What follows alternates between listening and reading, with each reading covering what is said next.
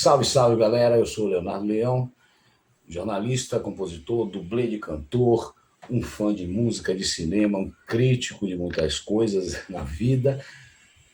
E eu estou aqui porque no final do ano passado eu postei, sempre posto na internet várias coisas, postei os discos que estavam fazendo aniversário em décadas fechadas, né? Então os discos eram 40 anos, 30 anos, 50 anos, 20 anos, por aí vai.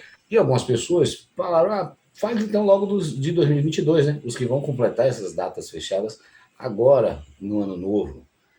E eu decidi fazer um vídeo, né? Em vez de escrever, para inaugurar esta bagaça aqui, para abrir este canal, né? O canal Cenas do Subsolo, que tem lá o Instagram, @Cenas do Subsolo. Se você quiser, segue aqui, segue lá, se inscreve, vamos conversar, propõe outras coisas. Vamos ver se esse canal vai daqui para frente, né? Eu já escrevo tanto, vamos passar a tentar interagir por vídeo também. Então, hoje a gente vai falar dos discos que estão completando 50 anos em 2022, ou seja, os discos que foram lançados em 1972. Mas por que 1972 e não 62, 52, 42, 32? Porque eu quero. Mas não é só por isso, não. 32, 42, 52, 42, 52, a gente não tinha essa cultura do álbum, né? A gente não tinha nenhum long play, eram os discos pequenos, aqueles discos de goma laca, acetato, né? Que eram de 78 rotações, que cabiam 3 minutos, acho 4 minutos de música. Então o costume de muito pouca gente tinha aparelho em casa, não se lançava um produto, se lançava uma música que tocava em rádio e que algumas pessoas, né, tinham acesso a esses disquinhos. O vinil, o long play só surge já mais para frente. Só que mesmo assim a cultura de álbum, né, de um disco pensado com um conjunto, só veio na década de 60.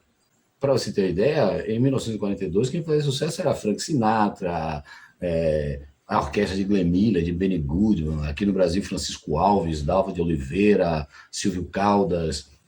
Já nos anos 50, início de 52, você já tinha Dorival Caymmi, Nat King Cole estourado no mundo, Dick Farney aqui, Angela Maria, né, Nora Ney. Nora Ney chegou até a gravar rock and roll no final dos anos 50, quando o rock and roll chega aqui, mas os nomes do rock and roll, essa cultura jovem, a cultura pop, não existia ainda, só a partir dos meados dos anos 50. Em 62, eu até pesquisei, porque olhando aqui meu acervo e minha memória, eu só achei um disco marcante, que é o primeiro disco de Bob Dylan, né?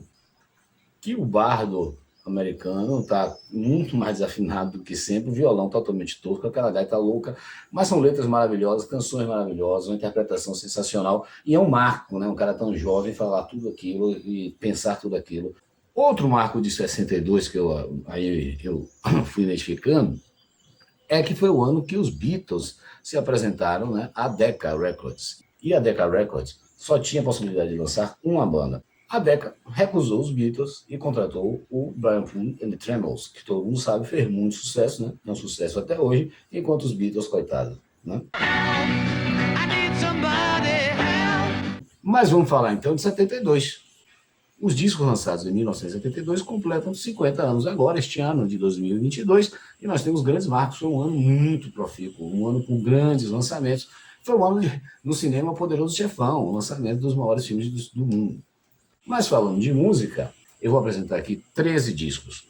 Por que 13? Porque 13 é o melhor número, todo mundo sabe, né? São 13 discos que eu, Leonardo Leão, acho os mais fundamentais, assim, os mais legais de 1972. Na minha opinião, a sua opinião é outra? Ótimo, né? Escreve aqui embaixo, bota aí, posta, manda aí o que é que você acha melhor. Vamos abrir esta lista com o Black Sabbath, volume 4. Tá vendo aí? Black Sabbath, volume 4. Eu até gosto mais do Master of Reality, disco anterior. Mas esse disco de 72 é, assim, a virada na carreira dos caras e, assim, traz uma maturidade no som, que eles foram aprimorando ao longo do tempo. O engraçado é que não são músicas que ficaram na carreira da banda. Você pegar os shows depois, daquele disco, quase nada permaneceu. Mas o disco é o impacto. O disco é os marcos, todo mundo que fala do Black Sabbath, todo mundo conhece o Black Sabbath, sabe da importância do volume 4. E foi o primeiro disco que eu ouvi do Black Sabbath, lá em 1982, 82, 83, ou seja, o disco já tinha 10 anos, e foi assim que eu descobri o Black Sabbath. A gente abre essa lista dos 13 melhores discos de 1972, Black Sabbath, volume 4.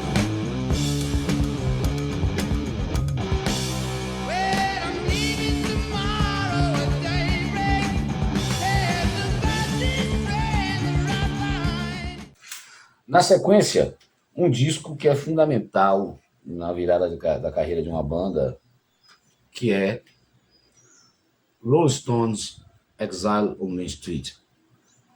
Esse disco é uma pérola, é um disco duplo em vinil. Eu tinha o vinil herdado da família original, dei de presente, naquela loucura de desfazer dos vinis, quando todo mundo estava só em CD, vinil, aquelas tralhas todas. Mal sabia que eu estaria cheio de tralha de CD do mesmo jeito.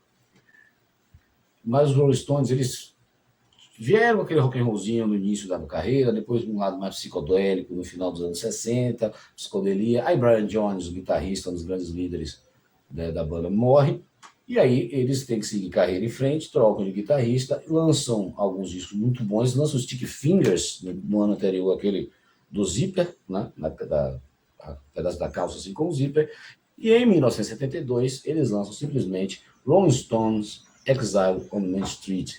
Tem até um livro, lembra aqui, um livro contando a história dos bastidores da gravação desse disco, a loucura que era, os caras totalmente alucinados, mas aí o disco saiu muito inspirado, é rock and roll para todos os gostos, de pesada, blues pesadão, muita balada legal, muita percussão, sopro, coros.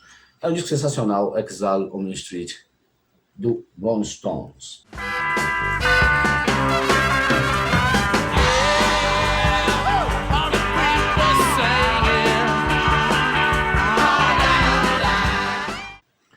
Dando sequência aqui, vamos de uma banda que muita gente conhece de nome, mas pouca gente ouve de verdade, muito pouca gente no Brasil ligou para essa banda, e até hoje, que é o Blue Oyster Cult. Blue Oyster Cult. Esse é o primeiro disco do Blue Oyster Cult, lançado em 72. É um disco mais cru, né? Os caras depois aprimoraram mais o som, todos eles cantavam na banda, tocavam vários instrumentos, então eles passearam por hard rock, por rock progressivo, com algumas coisas até eletrônico no meio da época, e funk, e soul, e reggae, e ska, tudo misturado com o rock and roll deles. Eu acho todos os discos sensacionais, tem uma coleção inteira, mas este disco do Oyster Cult, o primeiro, Blue Oyster Cult só, apenas, é o mais pesadão deles, assim, e é uma puta estreia de uma banda.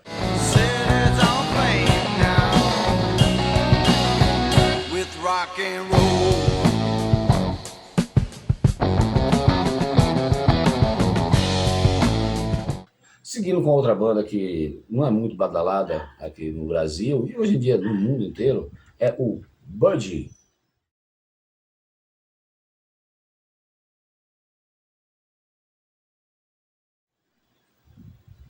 O Budgie, Periquito, é o nome, Periquito, Budgie. O disco chama Squawk. Né? Power Trio, super nervoso, denso, com uma música bem simples, até porque trio não tinha muito arranjo, não tinha muita firula para colocar, e eles não colocavam nos discos. Para quem gosta de Black Sabbath, misturado com Led Zeppelin, um vocal lá em cima que lembra um pouco o cara do Rush, né? Para quem não gosta de Geddy Lee e de Rush, se afasta desse vocal. Mas Budgie, sensacional a banda. Assim, os 6, 7 primeiros discos é uma pedrada atrás do outro. Eu confesso que eu só ouvi o Budgie de verdade depois que o Metallica gravou Breath. E aí eu consegui alguns na época em vinil e hoje vários em CD nos últimos anos. Budgie, Squawk, perfeito.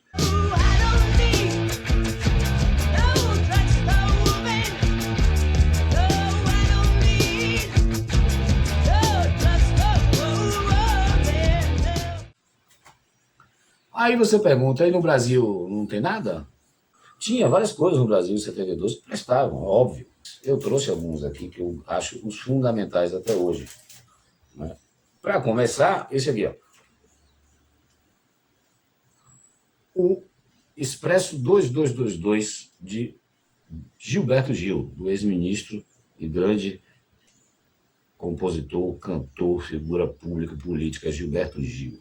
Esse é o Expresso 2222, que foi o disco que ele gravou quando ele voltou do exílio em Londres. Tá? Em 72 também foi lançado Transa, né, de Caetano Veloso, que também tinha voltado do exílio, mas o Transa eu acho uma porcaria. Apesar de todo mundo falar bem, eu acho o Transa insuportavelmente chato. Aquelas músicas que davam para ser 3 minutos, ele fez 6, 9 minutos. Mas Expresso 2222 é muito bom. Nele, você vai ter Back in Bahia, né? Back in Bahia ou Back to Bahia? Eu nem lembro o nome. Esse é Back in Bahia, ou Expresso 2222. Você tem Chiclete com Banana, que ele recuperou lá de gordurinha. Lá em Londres, vez em quando me sentia longe daqui.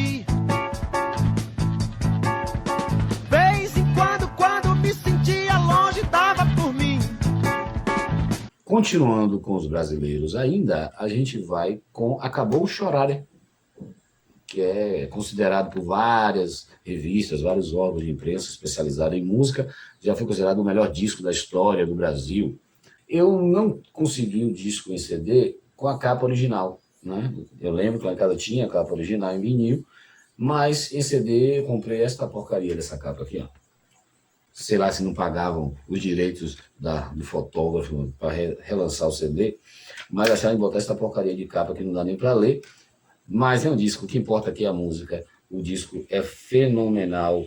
Os três cantores, Baby Consuelo, Baby do Brasil, né? O grande Moraes Moreira, Paulinho Boca de Cantor, arrebentando, a banda afiadíssima. Pepeu Gomes é um caso à parte. Pepeu Gomes arrebentando com bandolim, com guitarra, uns solos sensacionais. E as letras loucas de Galvão, tem umas que você... É tão coloquial que para você entender, você tem que estar lá. E mesmo não entendendo, ela é linda, é perfeita, são as brincadeiras, os jogos de palavras que eles fazem, que é sensacional, muito legal. Acabou Chorar. Um dia assim, irá, um dia assado, irá, um dia assim, tudo tinido, tinido, tinido, trincando, tudo tinido, tinido, trincando. Voltando para a gringa, vamos falar aqui de algumas bandas que têm uma relação com o Deep Purple, que lançaram em 72 grandes discos. O primeiro é este aqui, ó, Captain Beyond. O primeiro disco chamado Captain Beyond. E o que é que isso tem a ver com o Deep Purple? Simples, é porque o vocalista daqui é o Roddy Evans, que foi o primeiro vocalista do Deep Purple, gravou os 3 primeiros discos. Ele saiu de Deep Purple, né, foi chutado para fora, entrou em Anguila, uma coisa e tal, e aí ele se juntou aqui com a galera que vinha do Iron Butterfly e outras bandas, e eles fizeram um Captain Beyond que tem uns 3, 4 discos só. E esse é o primeirão, que é uma mistura, lógico, de uma pegada de Purple com uma pegada de Jimi Hendrix. É um pré-progressivo, mas agressivo com hard rock. É um negócio sensacional. Inclusive eu vi eles eu não vi, mas eu vi uma banda fazendo cover deles na íntegra do disco lá em São Paulo, um negócio louco. Os fãs mais fãs do que eu. E esse disco é sensacional.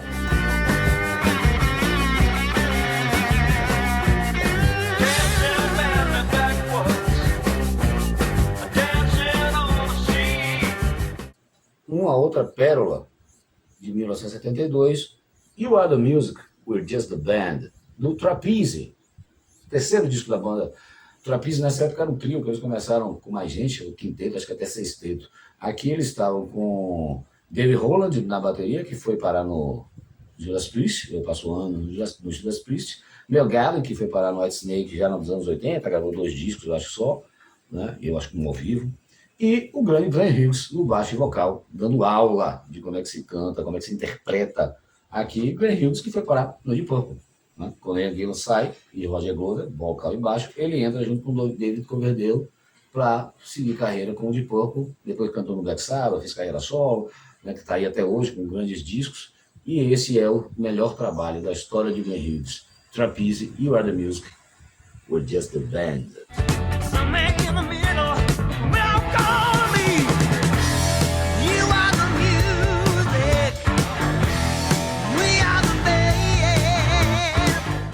Mais um disco fundamental de 1972 que tem a ver com Deep Purple, vou explicar, é esse aqui, o Elf, primeiro disco da banda Elf. O elfo em questão é Ronald Padavona, mais conhecido como Ronnie James Dio. Nessa época aqui ele ainda usava o nome dele mesmo, de batismo, né, Ronald Padavona. E ele tinha essa banda com David Feinstein, primo dele, guitarrista, que depois montou The Rods, que fez sucesso no início da década de 80, e essa é outra história. Nessa época aqui, Dio tocava baixo e cantava, né? Ele já vinha tocando outras bandas, já tinha gravado, mas esse é considerado o primeiro disco da carreira oficial de Dio. O Elf durou 3 discos, né? Com mudança de formação, e a última formação foi apadrinhada pelo Deep Purple, e agradaram tanto o Rich Blackmore, o guitarrista do Deep Purple, que quando ele saiu da banda para montar o Rainbow, ele levou o Elf, tirando o guitarrista, todo o Elf virou a banda de apoio dele no Rainbow, com o vocalista Ronnie James Dio. Depois disso, o Dio foi para o Black Sabbath, carreira solo, e aí despontou e infelizmente nos deixou há pouco tempo. Mas aqui é um marco de 72. Esse disco eu acho que nunca saiu no Brasil.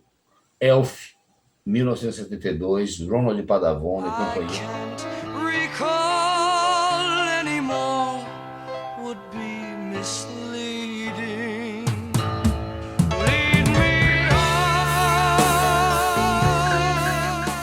Vamos aqui com uma banda que aqui no Brasil muita gente esqueceu com o tempo. Nunca fez muito sucesso, mas o pessoal esqueceu com o tempo.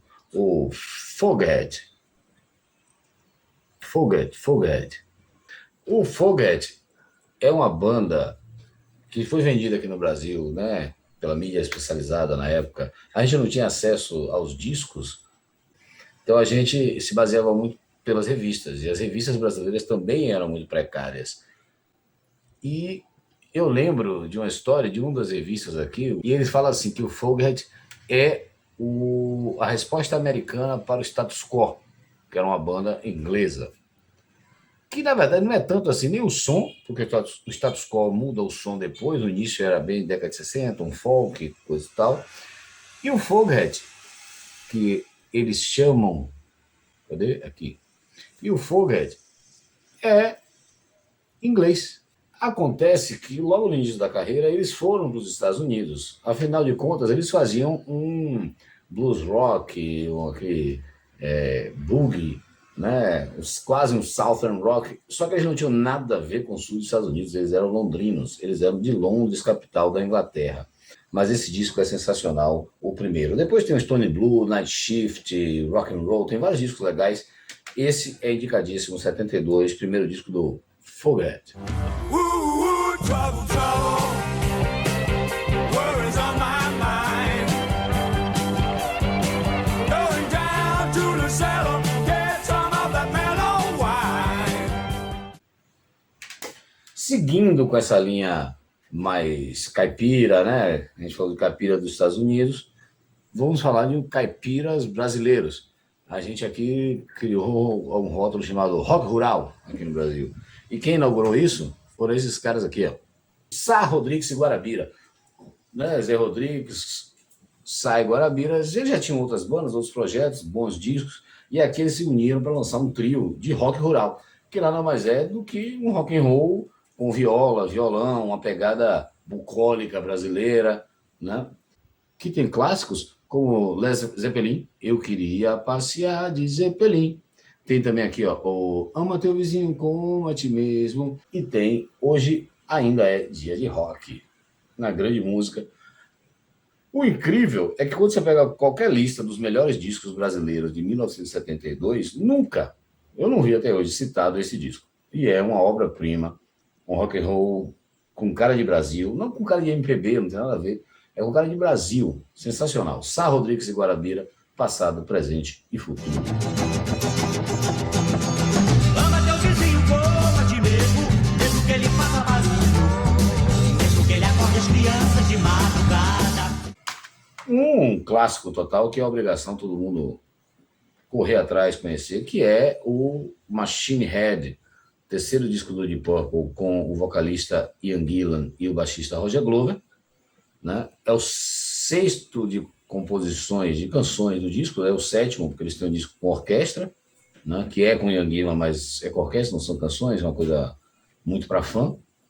E esse, Machine Head, é o disco fundamental, porque tem Smoke on the Water, tem Highway Star, tem Maybe I'm a Leo, Picture of Home. Só Smoke on the Water já valeria o disco. Que infelizmente hoje em dia todo mundo já encheu o saco, ninguém aguenta mais ouvir essa música, as bandas não toquem mais nos barzinhos, por favor, não façam mais cover essa música, todo mundo já tocou e só serve com o de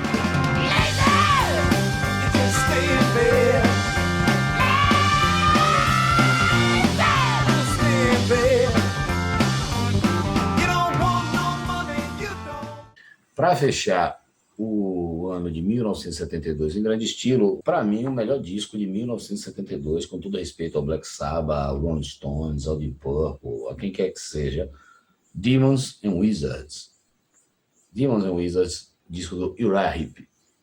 O Demons and Wizards é, assim, um marco na minha vida pessoal, porque eu ouço ele desde antes de eu nascer, se bobear. Porque o disco é de 72, eu nasci em 73, e esse disco tinha em casa, e meu pai ouvia muito, meu pai biológico, e depois eu acabei herdando, depois comprei outras mídias e continuei seguindo esse disco.